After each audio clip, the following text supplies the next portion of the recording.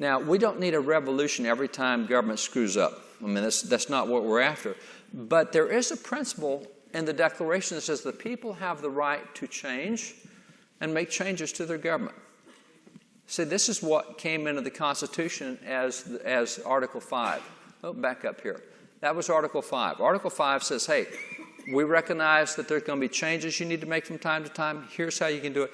And see, one of the things the Founding Fathers understood is you don't let the body who's out of control be in charge of making the changes. So when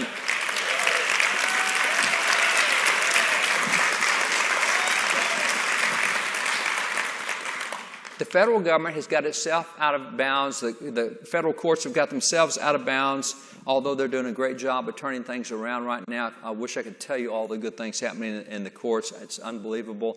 147 new judges, and probably 90% of them are guys I would have chosen if I had the chance. But this is the deal. They put a pressure relief valve in the Constitution so that we wouldn't have to throw the whole thing out and start again. We're giving you an ability to do something other nations haven't had, and that's the ability to make changes when your government gets out of control. And we're not going to wait on Washington, D.C. to make the changes because they're most likely the ones that got out of control.